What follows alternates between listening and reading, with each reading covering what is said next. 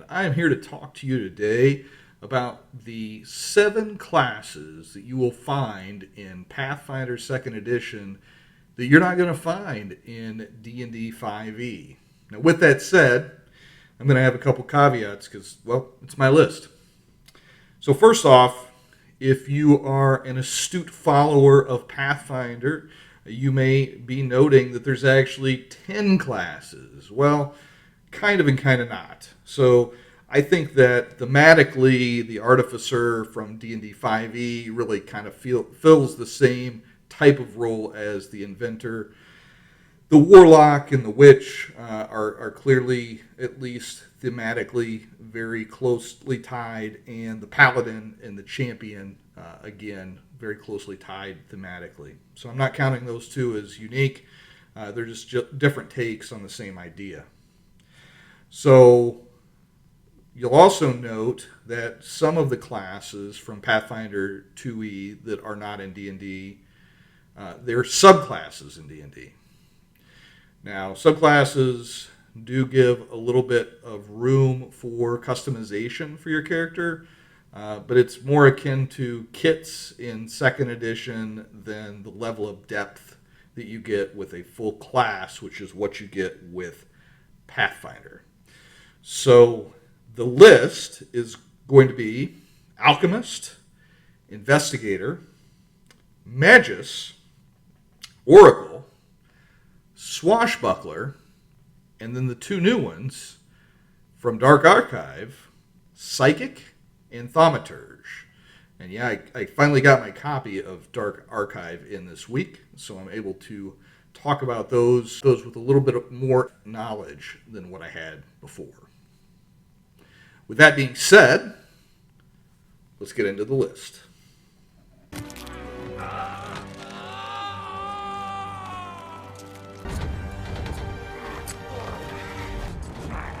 First off, we have the Alchemist, and here we have the iconic Alchemist character from the Pathfinder artwork.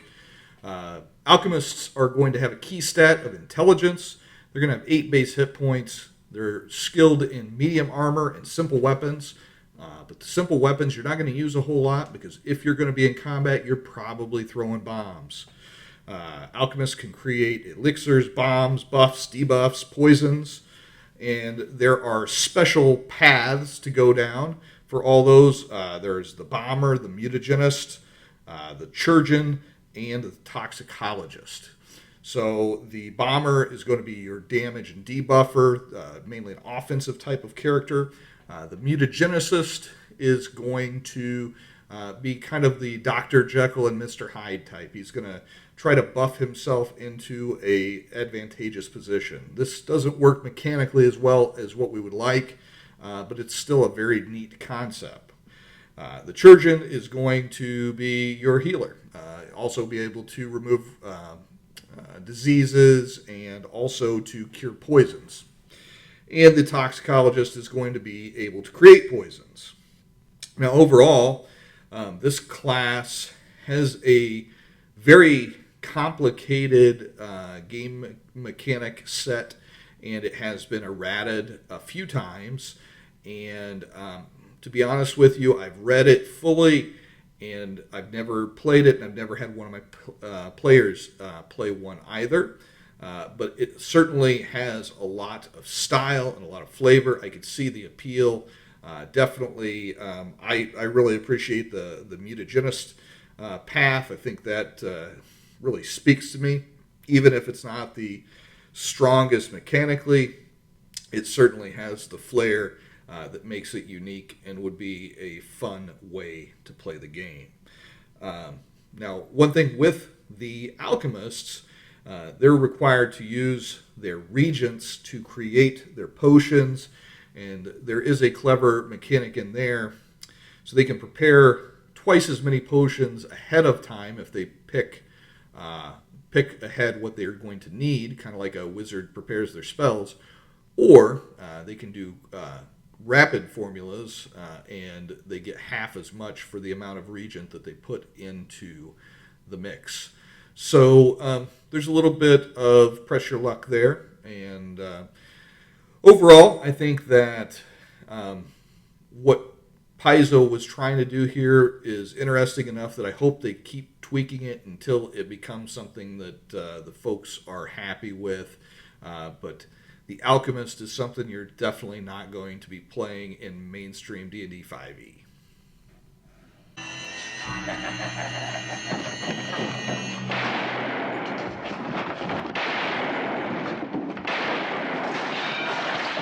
And this is the Gunslinger.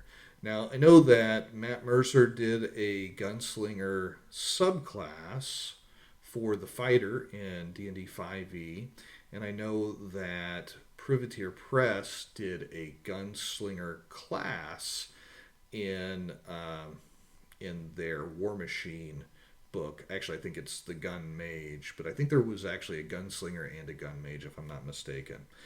But those aren't considered official canon type classes, so I'm sticking to the official WotC classes here, and they don't have one of these. So the Gunslinger is really interesting. It is a dex-based combat character. It's got 8 hit points base. It's going to be able to use up to medium armor, and like the fighter, its base proficiency bonus is going to be expert, but in this case, only in firearms or crossbows. It's still just trained in melee weapons. But that expert proficiency, as you know if you've ever played a fighter in Pathfinder 2e, makes a huge difference, not just in hitting, but also in getting crits. And the firearms in Pathfinder 2e definitely benefit from the crits quite a bit. So, with the Gunslinger character, each one of the types of Gunslingers has a special way to combine reloading with another action based on what their specialty is, which helps to ease the sting a bit of having to reload your weapons all the time. The different types of gunslingers that are available, you have the Drifter, which is a more melee friendly, usually has a pistol and then a melee weapon, dual wielding. You have the Pistolero, which is typically going to have one gun and is going to be more charisma based for a secondary. And then you've got the Sniper, which is going to use the long rifles and going to be primarily focused on dealing lots of damage. The Pistolero is going to be a damage dealer as well. The Vanguard is going to be more defensively focused and using the long rifles. The class overall is really going to depend a lot upon how your group views firearms in the campaign. You can play a crossbow-based gunslinger with this class, but let's be honest, the draw here is being able to use pistols and rifles in Pathfinder. So if your group is into that, they're cool with that, it can be a fun way to experience the game. I have played a gunslinger in a campaign, and while at first I thought that it was going to be distracting, it actually ended up being a great way to create story opportunities for fish out of water type situations. And the Gunslinger is definitely going to be a unique and fun way to experience Pathfinder 2e. Diaphragm hemorrhaging. Physical recovery, 6 weeks. Full psychological recovery, 6 months. Capacity to spit it back of head, neutralized. So this is the Investigator. Their key ability is Intelligence. They get 8 base hit points. They're skilled in light armor and martial weapons. As you can see by the iconic here, they do have quite the assortment of tools and equipment that they use in their trade.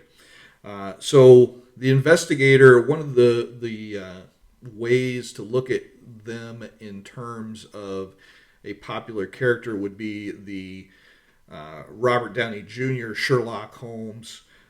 They can use their intelligence as a modifier to attack their subject if they have studied them. And they can devise a stratagem to do additional damage to that subject. The overall feel for the investigator is that of a martial character that has a very intelligence-based set of skills. They can also actually take what they learn about their subjects and give buffs to their allies as well.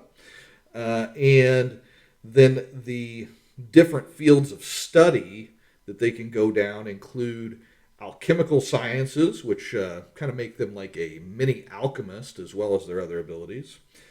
Empiricism, that's like knowing a little bit about everything. That would be more like the Sherlock Holmes route. And then forensic medicine, which is kind of the healer and the buffer. And then interrogation, which would be your talker character, somebody that's going to be using a lot of intimidation and persuasion, more of a charisma type of secondary skill set. So this is going to be a fun character if you wanted a martial fighter that is not going to rely on heavy armor, not going to be your traditional frontline fighter, but that can still dish out some damage and do a little bit of buffing on the side, either through giving some hit buffs with their subject knowledge, or by maybe healing up the team with some forensic medicine. And this is the Investigator.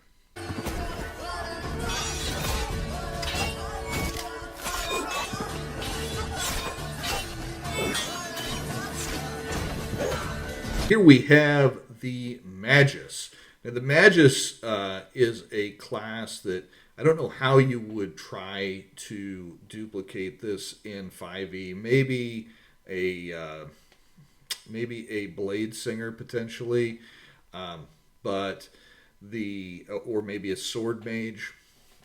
But the Magus does it a little bit differently. So he's going to have the ability to spell strike, which is going to allow him to combine a spell with an attack. The spell can have up to 2 actions in its casting cost.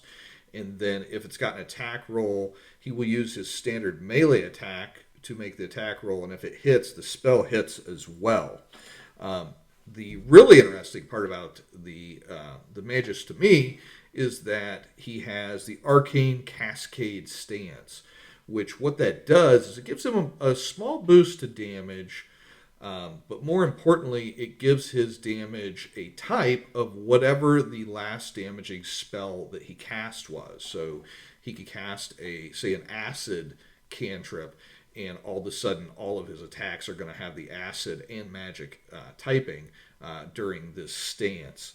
Really gives him some interesting ability to take advantage of the weaknesses of the enemy.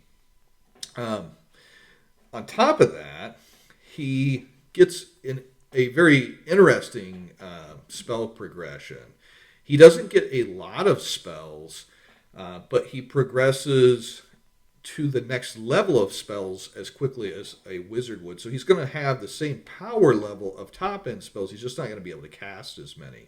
Whenever you combine that with the sword play and natural martial abilities of this character, the Magus can be strength or dex based, going to get 8 hit points base, going to have medium armor and martial weapon proficiencies. When you combine the spellcasting with that, you've got a really interesting toolbox to work with.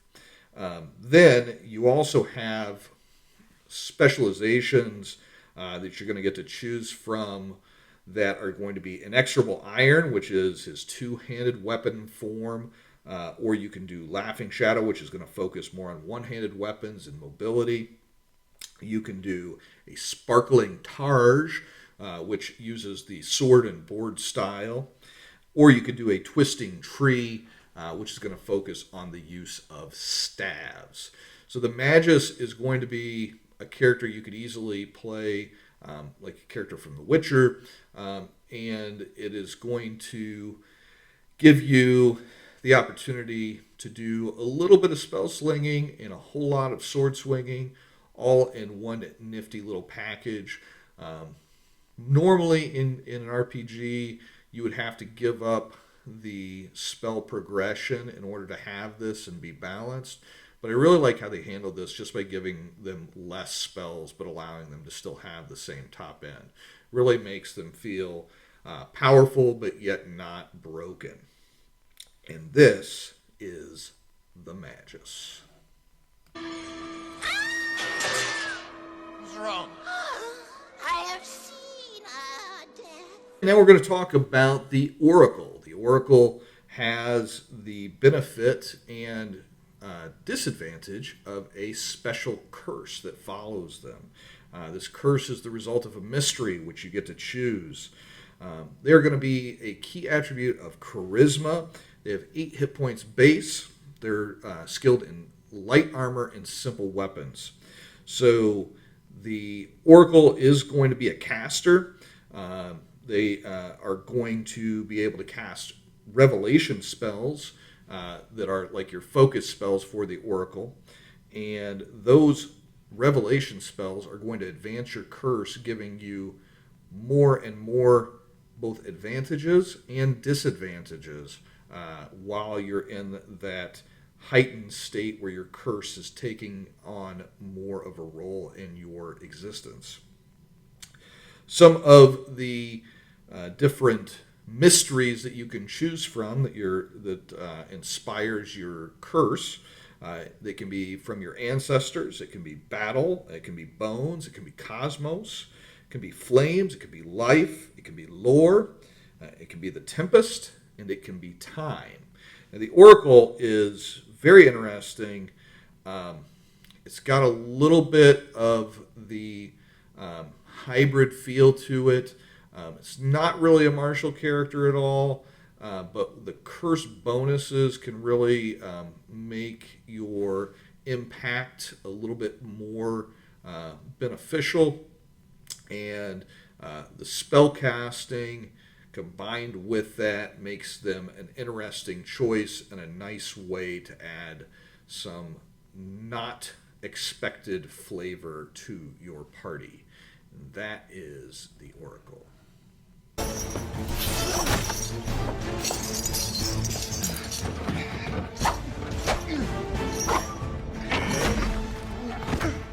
To the Swashbuckler. This is one of those classes that I know that 5th edition has a subclass that is called the Swashbuckler, but doesn't really capture the whole flavor of what the class Swashbuckler in Pathfinder does. So the Swashbuckler is going to be a martial character with a dex focus. They're going to have a 10 hit point base. They're going to be skilled in light armor and martial weapons. So the Swashbuckler is going to be focused on something called panache. So the way that you create panache is by doing daring deeds.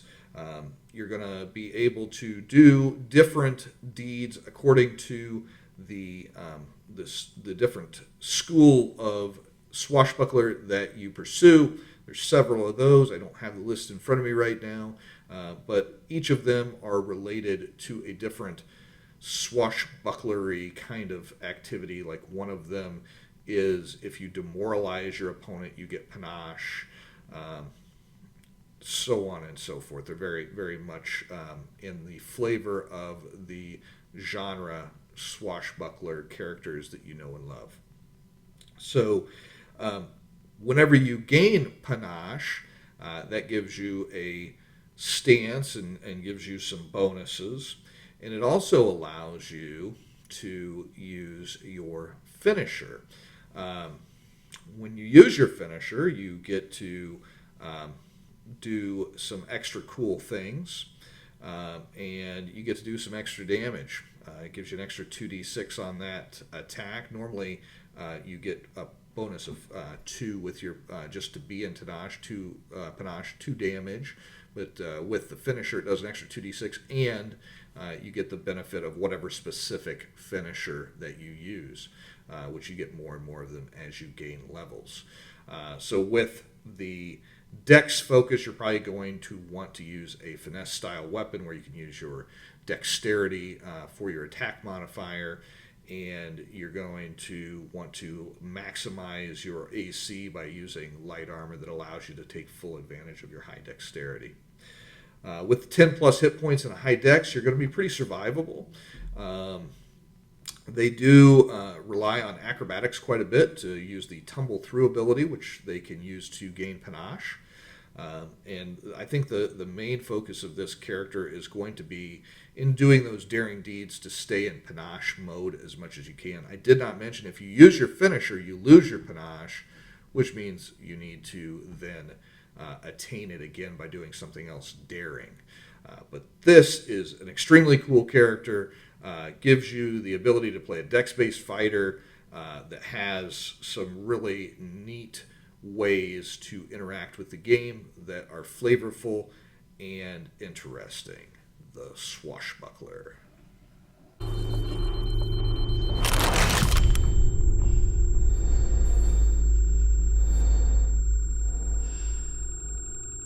Now on to the new classes. This is the Psychic from the Dark Archives. So the Psychic class is going to be a psionic type character. They didn't create an entirely new mechanic like in the old days with Dungeons and Dragons. They did use it as a spell mechanic to do their psychic abilities, and they can cast occult spells, but their materials or components that go into their spells change, and that is based upon their subconscious mind that determines how they cast their spells. So this is an intelligence or charisma based class. They're going to have a base of 6 hit points, so a little bit on the low side there. They cannot use armor, and they're skilled only in simple weapons. But what they lack in their arms and armaments, they make up for in their flavor and their spells. So they are going to get 3 cantrips based upon their subconscious mind.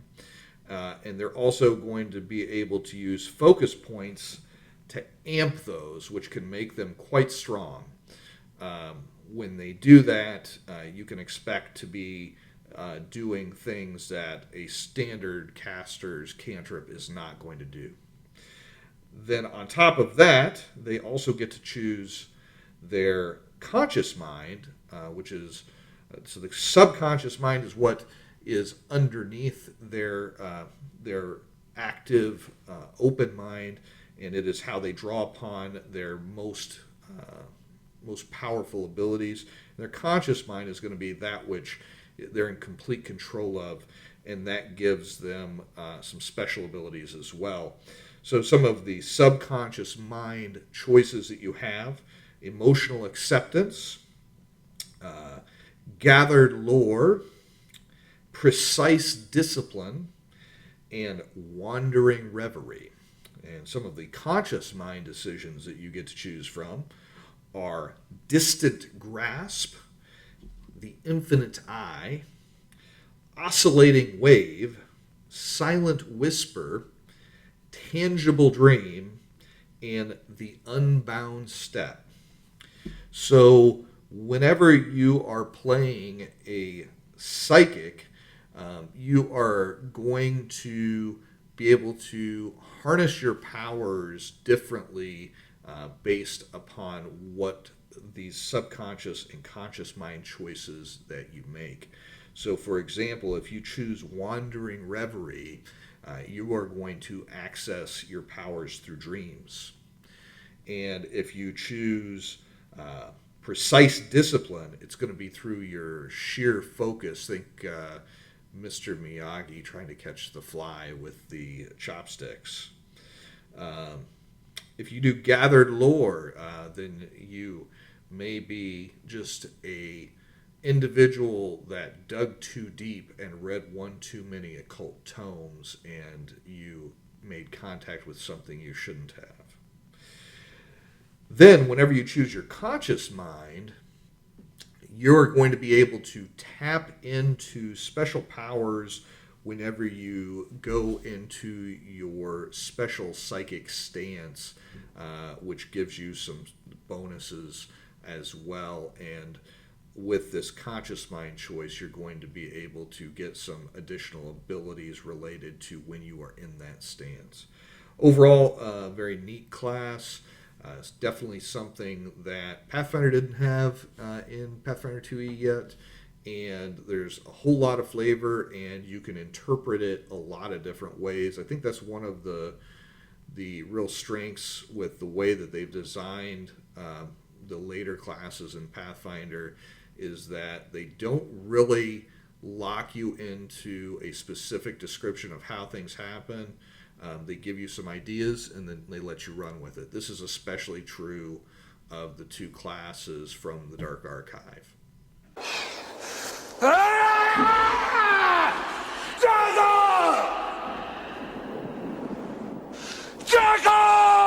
Here is the last and final class that is out right now that you're not going to find in D&D 5e that you will be able to play in Pathfinder 2e. This is the Thaumaturge. Now, I actually heard the word Thaumaturge. I know that in GURPS there is a magic sourcebook called Thalamatology, but I didn't really know what it meant, so I had to look this up. And it actually means one who works miracles, specifically through magic. And the way that the class is described in the book, this is going to be kind of like your Van Helsing. It's going to be somebody that knows about his enemies, especially cryptid-style enemies, and he's always going to have the right tools to deal with the enemy at hand. And with that said, I'm going to get into some of the specifics. So this is a charisma-based class. He's going to have a base of 8 hit points. He's going to be skilled in medium armor and martial weapons. So the big deal with the Thaumaturge is going to be his esoteric implements. So those are going to allow him to take advantage of specific bonuses based on the types of implements that he chooses, and he gets more of them as he levels up. His implement can even be his weapon, and each one of these different implements has a special ability. You can have a amulet, a bell, a chalice, a lantern, a mirror, regalia of royalty, a tome, a wand, or, like I said, his weapon. The abilities of the Thaumaturge primarily focused on combat, and specifically in knowing the weaknesses of his foes. So he is going to be able to make a check to know or to see how much he knows about the weaknesses of this specific foe, and then as a result of that check, he will be able to automatically have the esoteric components to be able to take advantage of that weakness. Now that's going to affect his attacks only because he doesn't have an unlimited supply of these things. He just always has what he needs. One of the examples in the book was if he was fighting werewolves, he might have some silver shavings that he could place upon his weapons to strike them with. And so he's always going to be able to take advantage of whatever weaknesses his enemy has as long as he can make that check. And he's going to be able to parlay that weakness information to his teammates. So, for example, with a Magus that can have a great deal of control over what type of damage that they can do, that would make a great teammate for the Thaumaturge, which can identify what that type should be. This character is going to be really different than the other martial characters because it is charisma based and because it's specifically trying to take advantage of weaknesses. I think that if you were going to play this character in, say, an Abomination Vaults campaign where you're fighting a lot of undead, it would be potentially quite strong. Now, if you were just fighting a lot of human enemies and you were doing kind of like a city campaign, might not be as fun. But, if you are going to be running up against some creatures of the occult that have those iconic weaknesses from myth and legend, then the Thaumaturge is going to be a real fun way to take advantage of that. So that was my brief description of the classes that you are missing out on if you're playing 5e and not Pathfinder 2e. If you would like to hear a little bit more in depth on any of those classes, I'd be happy to go a little bit deeper.